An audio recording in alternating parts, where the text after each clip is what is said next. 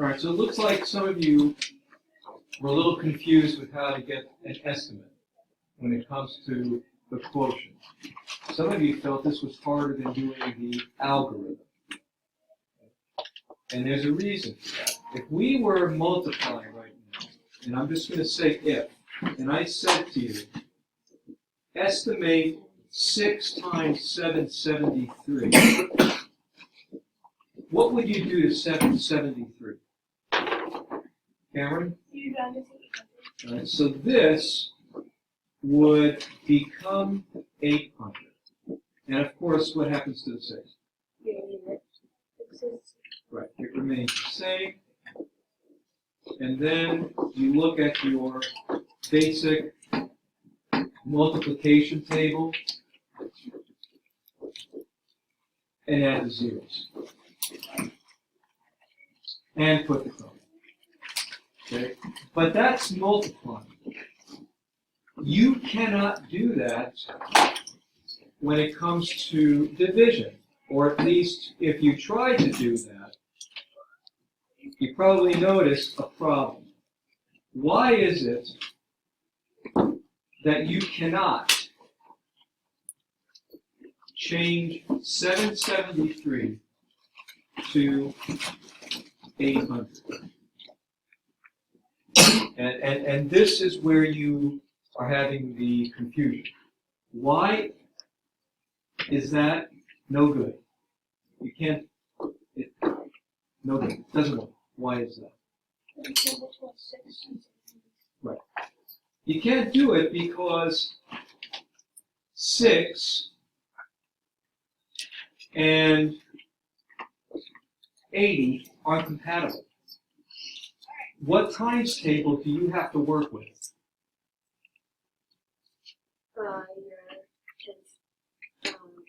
What do you have to work with? Which times table? 6. Your 6s. So here's how we do it. Okay?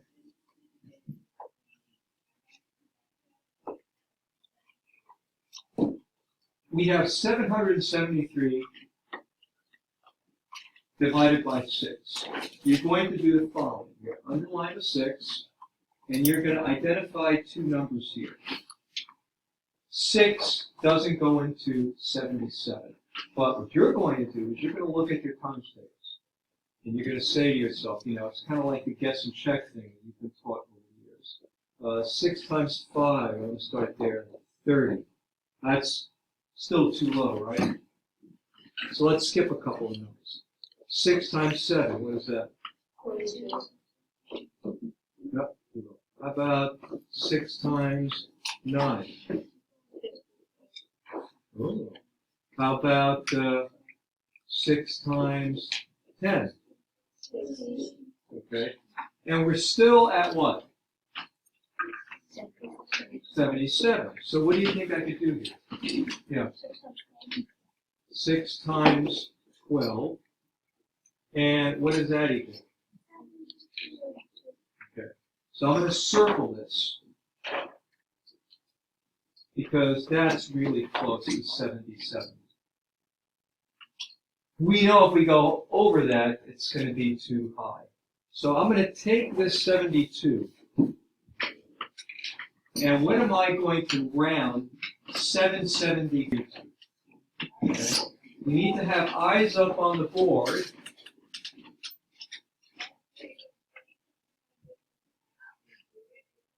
Right. This is where you were having a hard time last night, coming up with this number. Yes? 720. Right. I'm going to write the 72, but what do I have to add next to it? A 0. Now you could say to yourself, does 6 go into 720? Yes. Yes. Okay. How many times? What can I put up there? 120. Right. But first, the number I'm putting up there first, though, is the 12, and I'm adding the 0. Okay? Now, this is a lot different than rounding it to what? 800, which does not work. Could we have gotten closer? what could we have done? What comes after 6 times 12? 6 times 13. And what is 6 times 13? 78. So now, we can use 78.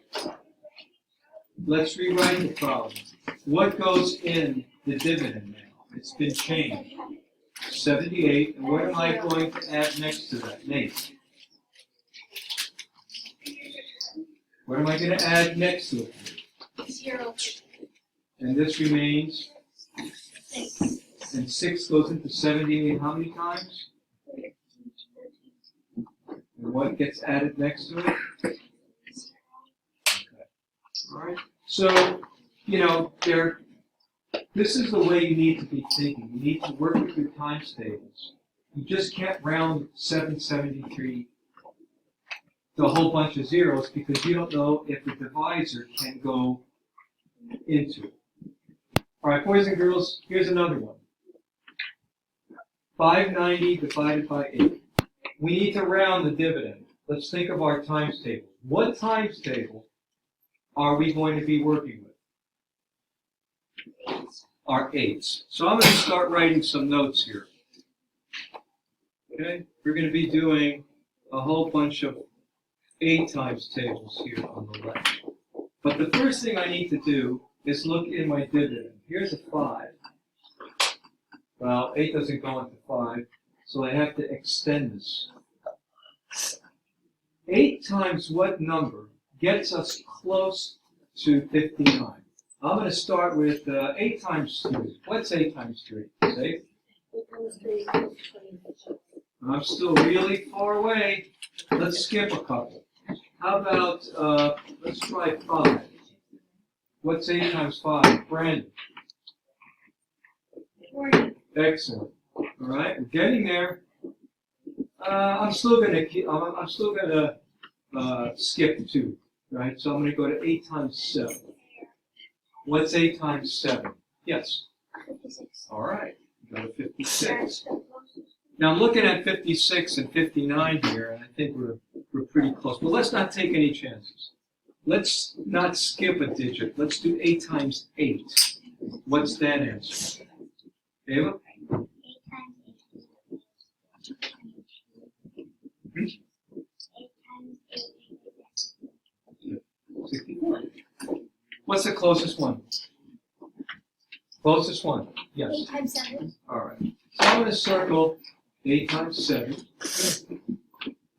And our new dividend, now that we're rounding, is not going to be 590, but we're changing it to 560. And I'm going to put the 8 here. Does 8 go into 56? Yes. How many times? 7. Okay, now where do I put that 7? Do I put it above the 5? Do I put it above the 6? What do you think? Where do I put it?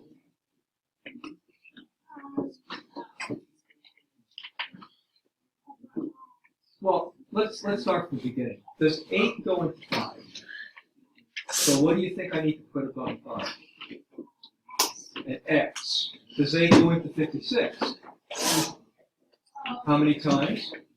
Okay, so just make sure you're placing the divisor in the right place down here. And what do we have to put next to the 7?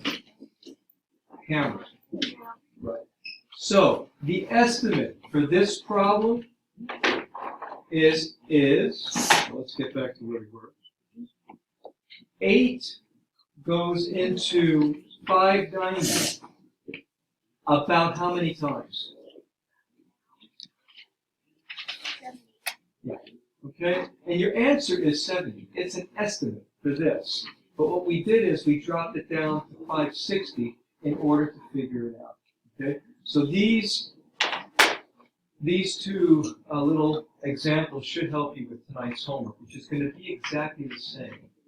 I'm not going to get word problems tonight, but I am going to give you another set of division problems, right? 3 problems on the page. And it'll have the same system of doing estimate, Okay. algorithm, Check. and check.